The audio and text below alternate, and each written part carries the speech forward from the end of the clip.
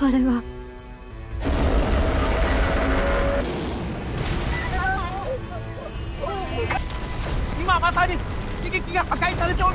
Hello Mario Booster, selamat datang kembali di channel Mario Angelo. Oke, ya hari ini kita dapat sebuah bentuk informasi terbaru dari Project Toho, yaitu adalah sequel kedua dari filmnya Godzilla Minus One, yang dikabarkan judulnya sudah berganti menjadi Godzilla Minus Zero. Oke, jadi akhirnya dari pihak Toho yang merupakan pemilik IP dari Monsterverse yang asli dari Jepang, akhirnya mereka sudah mengumumkan sequel kedua dari filmnya Godzilla Minus One yang kemarin mereka sudah mendapatkan sebuah penghargaan Oscar Awards dari segi bentuk sinematografinya, penyutradaraannya, visual efeknya, CGI, bahkan plot endingnya, semua aktor-aktornya sudah memenangkan penghargaan Oscar. Yang dimana hal ini akhirnya memukul telak film Monsterverse dari Hollywood. Oke, seperti kayak Kong Skull Island,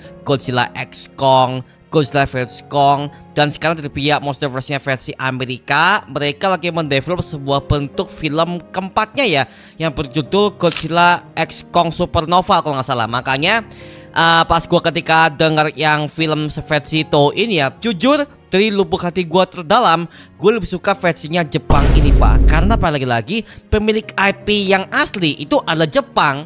Itu loh, makanya pas gua ketika lihat versi Jepangnya, jujur penggambaran gua tentang Godzilla jujur aja lebih bagus. Karena lagi yang gua tahu adalah Godzilla itu adalah ancaman pak, bukan sebagai hero tokusatsu seperti zaman-zamannya era-era Showa dulu ya.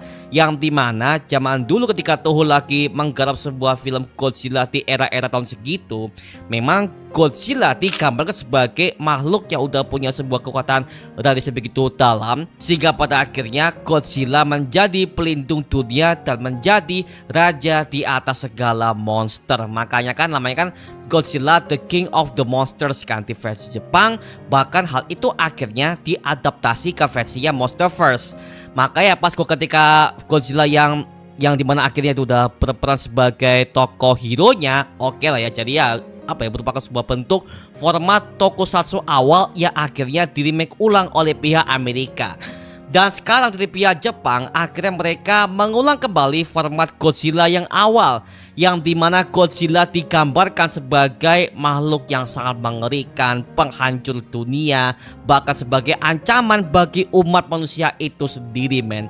Makanya pas gue ketika lihat di versi filmnya Godzilla Minus One, jujur itu merupakan film monster terbaik yang pernah gue lihat. Oke, karena lagi semua shotnya digambarkan dalam segi bentuk POV-nya manusia seperti apa, bagaimana bentuk kekuatan monsternya, dan bahkan Godzilla versi Toho ini dia memiliki kekuatan healing factor seperti Deadpool dan juga Wolverine, yang dimana dia susah untuk dibunuh men, susah untuk dibunuh. Dan hal itu digambarkan dengan baik ke filmnya Godzilla Minus One. Dan gue ketika nontonnya anjila deg-degan pak gue ngeliatnya. Karena lagi suspense-nya kelihatan dan development plotnya itu pelan-pelan.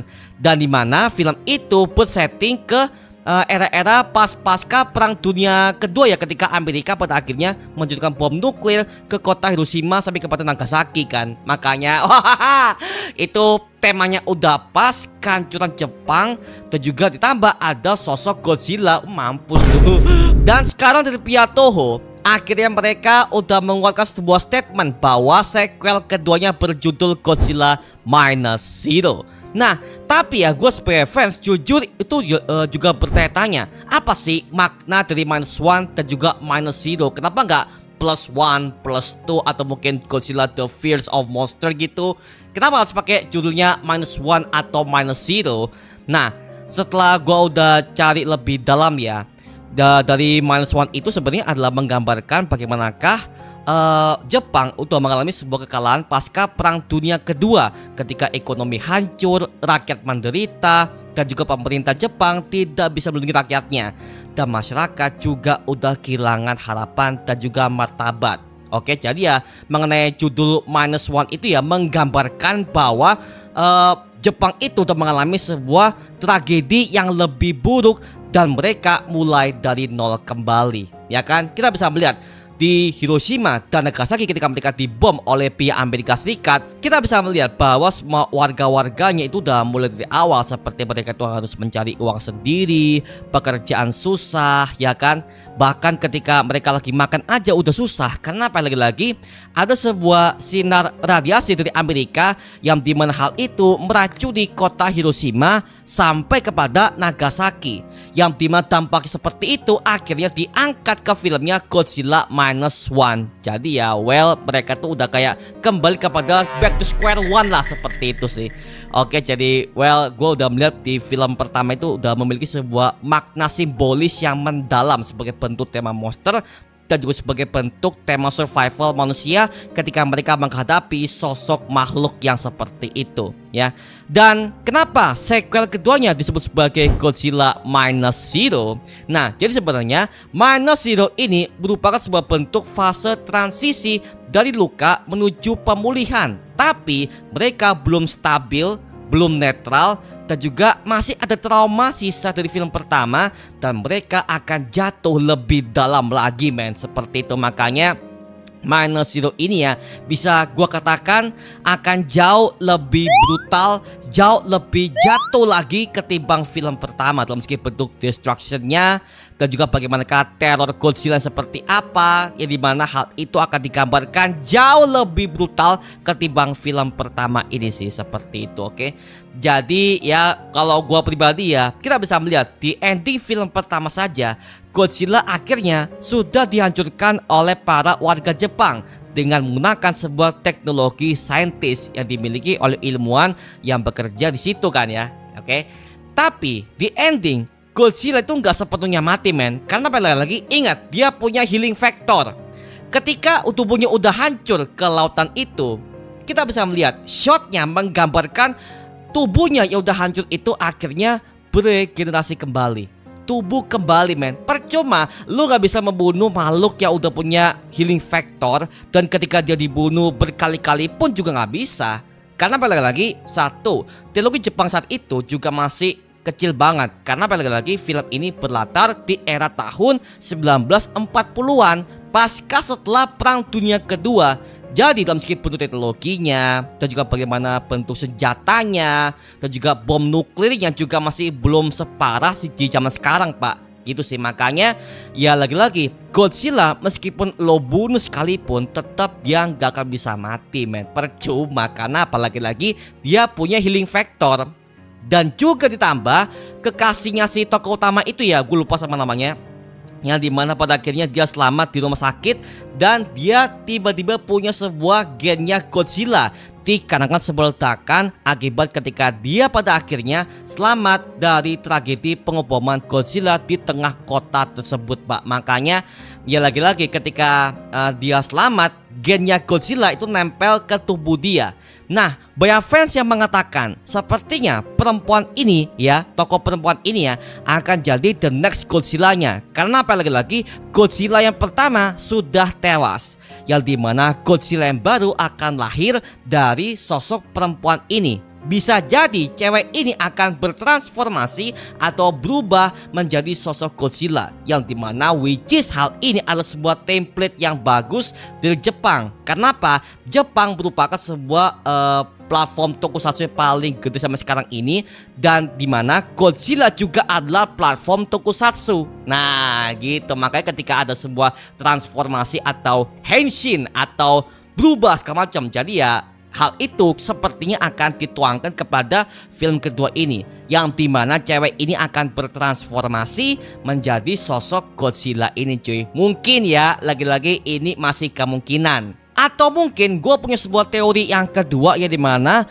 ada banyak fans yang mengatakan kalau sepertinya di film kedua ini Godzilla tidak akan berjuang sendirian, tapi sepertinya dia akan punya sebuah musuh yang akan jauh lebih berbahaya. Nah lagi-lagi, men, gini ya, kalau memiliki seorang musuh sih ya gue sih gak masalah ya. Karena lagi-lagi sejak dari dulu ketika filmnya yang Minus One udah selesai tayang, ada banyak fans yang memiliki sebuah permintaan bahwa di film kedua itu diharuskan Godzilla harus punya sebuah musuh Ya contoh seperti kayak Biollante, atau mungkin King Ghidorah, atau mungkin Godzilla versi robot itu apa namanya, gue lupa.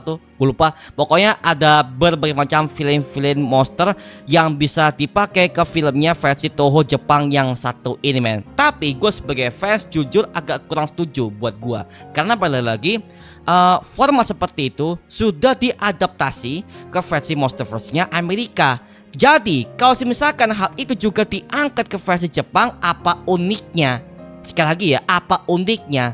Karena tahun depan ini ya, Godzilla Minus Zero dan juga Supernova ini juga lagi berbarengan cuy. Yang satu memberikan sebuah tema Godzilla adalah ancaman. Yang kedua adalah versi Amerika, yang dimana versi Monsterverse versi Amerika ini akan menceritakan tentang Godzilla yang bertransformasi menjadi superhero sebagai hero-nya lah ya, bukan sebagai ancaman. He is the god of monsters gitu. Jadi ya lagi-lagi dalam segi bentuk tema juga udah berbeda. Kalau sama ya apa uniknya? Nah itu dia Pak. Makanya kalau misalkan Jepang akan mengangkat Godzilla versi kedua ini akan jadi hero-nya, ya apa uniknya? Justru yang bikin Godzilla versi manusia ini naik karena apa?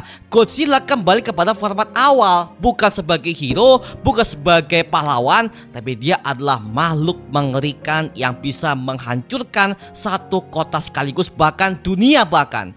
Itu dia Pak. Makanya ya gue sebagai fans dari dulu udah nek banget kalau Godzilla itu adalah seorang hero segala macam. Well, what a bullshit gitu loh. Gue pengen Godzilla itu akhirnya dikembalikan ke format awal. Dan akhirnya Toho mengabulkan permintaan kita semua. Itu yang gue pengen lihat dari versi Godzilla. Bukan sebagai hero, bukan sebagai penyelamat kota. I don't wanna bullshit. No, gue pengen Godzilla kembali kepada format awal. Udah itu aja.